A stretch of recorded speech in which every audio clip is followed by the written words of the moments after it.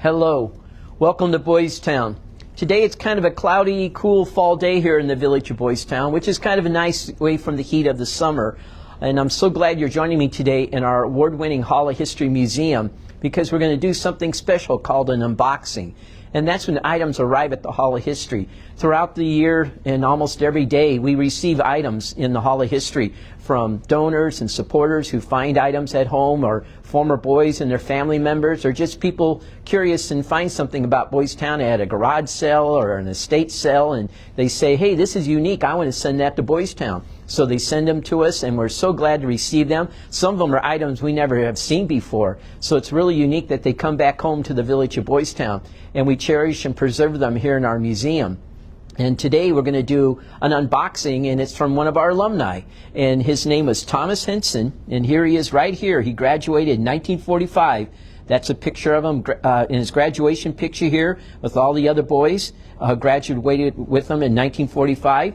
And Thomas came here to Boys Town with his two brothers back in the early 1940s. And so they actually all three arrived on the same day, if you can believe it, from Kansas. And they lived here at Boys Town for about 5 to 6 years. His older brothers, they went off to serve in World War II during the 1940s, but Thomas stayed here till he graduated in 1945. And then he went back to Kansas and had a life in Kansas. And he had a home down in Kansas, and he lived there for many years in a small town. And when he passed away, new people bought his home. Well, as they were cleaning out his home, they found all these Boys Town items.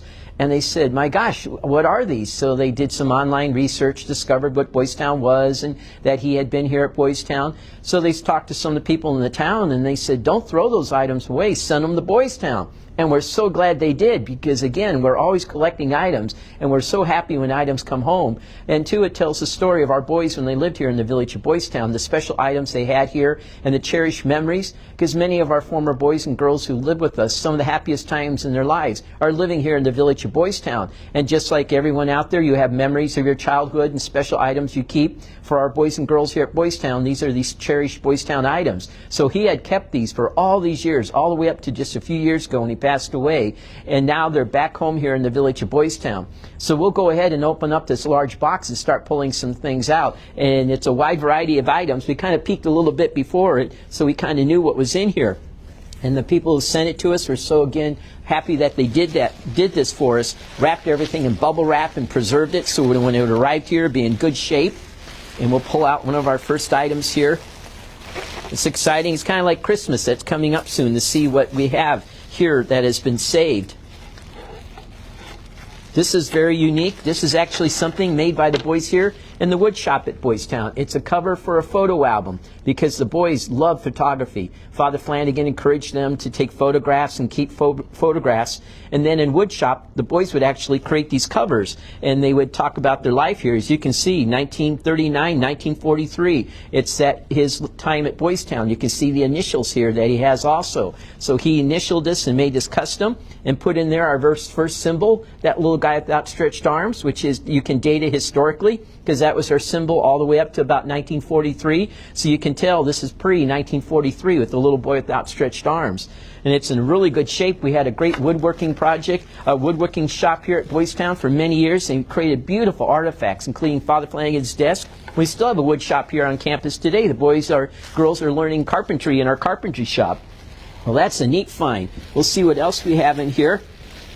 This is a beautiful item that we have in here. This is one of the postcards, because Father Flanagan would make postcards for the visitors when they come to the village of Boys Town. And then what the boys would do is make these frames. So this frame right here was actually made by the boys here in the village of Boys Town. You can see they branded it. They put the little tag for Boys Town, and they burned in there the word Boys Town. And they sold these by the thousands in our gift shop here on campus. And some frames were big and some were smaller, but these were all special items that were collected by visitors when they came to campus. But I believe this is actually something special, because right here on the back, we have right here, it says, made by Tom. There he is right there, Tom Henson, 1942. So we have the date right there. He made this and then kept this from 1942 till just a few years ago when he passed away. So this was a cherished memory that he kept here. And this is probably, we're going to put it on display at Father Flanagan's house, because we always like to display items up there, things that were made by the boys. So that's a beautiful find, something customized by him.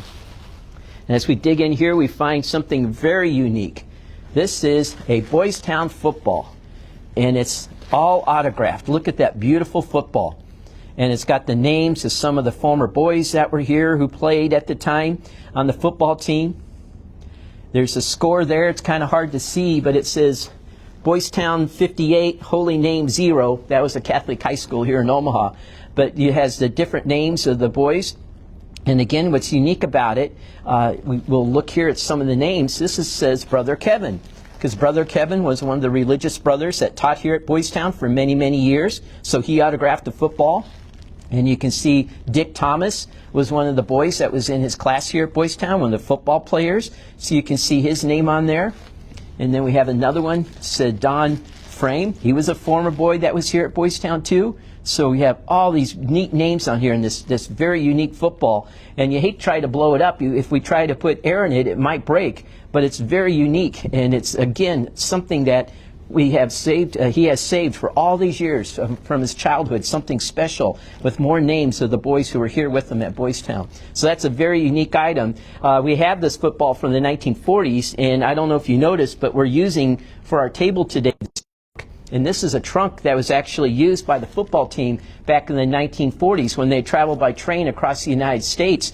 We were cleaning out our field house here on campus just a few years ago, and in one of the rooms downstairs we found these trunks. They had been there since 1948, and this is what they put the sports equipment in when the boys would travel from train to train across America. So we brought them over here to the Hall of History be preserved, and now we got a football that we can display with the trunk, saying that's what would have been in the trunk. We'll see what else we have in here. We have something kind of special. These were given out to the alumni for many, many years when they'd come back to Boys Town as part of the alumni conventions. They were mugs, and this one's in perfect shape, and you can see the design on it. It has all the different symbols of Boys Town with our pylon and the two brothers. And this is, again, a beautiful one that was given out to the alumni when they came here. So, again, he preserved this for all these years, and he had it saved. Again, special memories of his life here at Boys Town.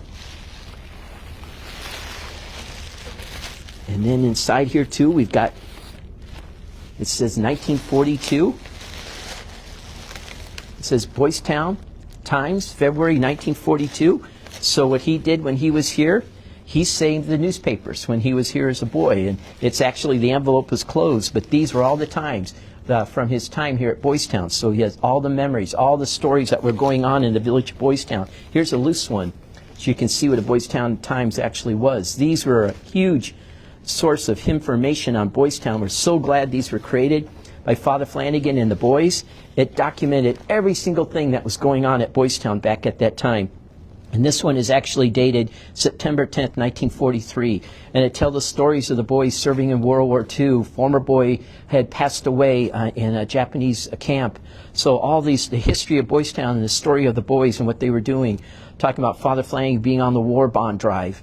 What's unique about this one, too, these photographs here are actually in the Hall of History we're standing in right now. There's the boys going through the food line in the dining hall here, and you can see the nuns and the boys serving them, and some of the big fish up on the wall. Here in this building, Father Flanagan loved the fish. He'd go down to Florida and catch big marlins, get them stuffed, and he'd hang them here in the Hall of History. So the boys had something unique to look at when they were dining here in the Hall of History. So that's a unique history that we have here. This is an item that's kind of modern that Thomas probably bought when he was here at Boys Town. These were copies of our original gas pump that we still have on display here in the Hall of History. We made little models of it, and we sold those back in the 1980s and 90s. So I bet he picked one up here when he came back to visit Boys Town for one of the alumni conventions, because he would come back to the conventions and visit Boys Town and see his former boys and that he went to school with here, and maybe talk to some of his teachers. Some of them were still alive back in the 80s and 90s who had been here with them here at Boys Town. And the rest of this box is just filled, again, with all these great Boys Town Times. These are the times, again, from 1942. So we can take and we can save these, and we'll put them in our collection here at Boys Town. And they even go back to the 1940s. And imagine that. He saved those for almost 100 years ago. He kept these special items with him here because Boys Town was so important to him.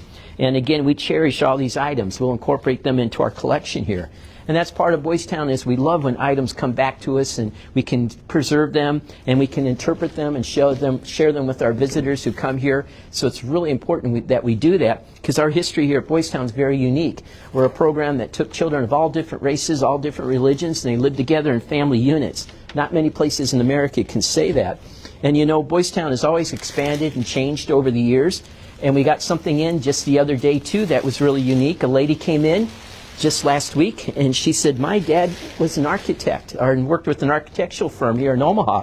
And he actually helped to design and create some of the buildings here at Boys Town, designed by Father Flanagan in 1940. So he brought us these fantastic blueprints. Aren't these amazing? And these are blueprints from some of the buildings here on campus as they were remodeled. And others were buildings here that were never completed, that Father Flanagan dreamed of. But this blueprint right here talks about the Boys Town Grade School.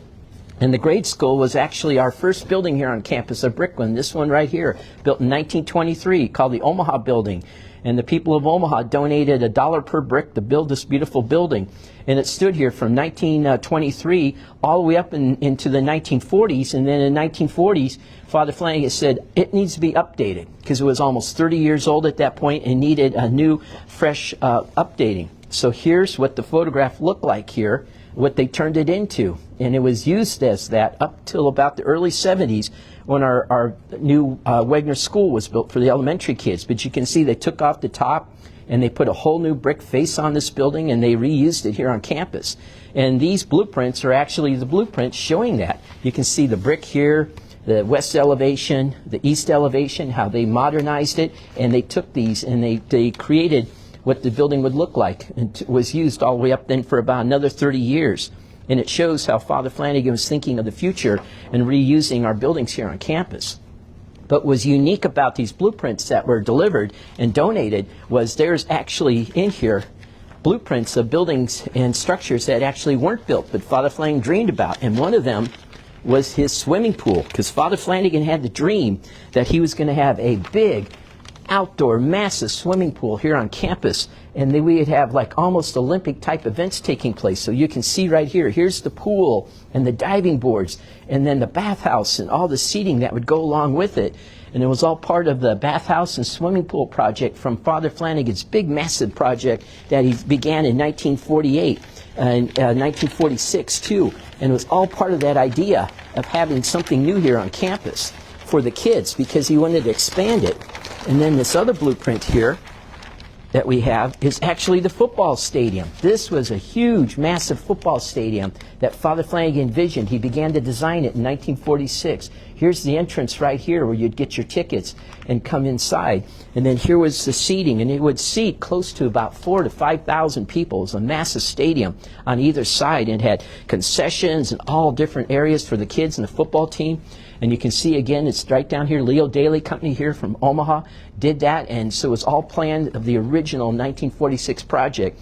These buildings were never built, the outdoor pool and the big stadium, just because Father Flanagan ran out of money to do that, and he more emphasized the living quarters for the children. That was more important. But we'd still have our football stadium here in the village of Boys Town today, and our pool was actually moved inside, which is more practical here in Nebraska. Having a big outdoor pool in Nebraska is okay, but you only be able to use it for a few months out of the year. Now we have a large indoor pool created by Father Flanagan that the boys and girls still use today, the year round. So we're so thankful that these blueprints came to us, because it's a part of our heritage and our history that we didn't have before.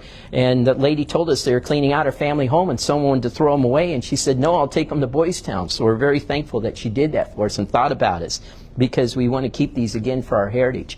And that's part of what we do here at Boys Town. We preserve our story and our history and the stories of our boys and girls, and that's all part of the idea of giving back to the Omaha community. And Thanksgiving is coming up next week. It's a very special event here in the village for our boys and girls.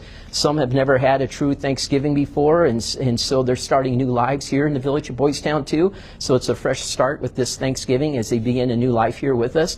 So it's an exciting time in the village of Boys Town, where our boys and girls give thanks for them living here in the village of Boys Town, and we're thankful that our boys and girls are with us. We're helping them and their families, getting them ready to carry on new lives, and we're carrying on Father Flanagan's ministry here in the village of Boys Town.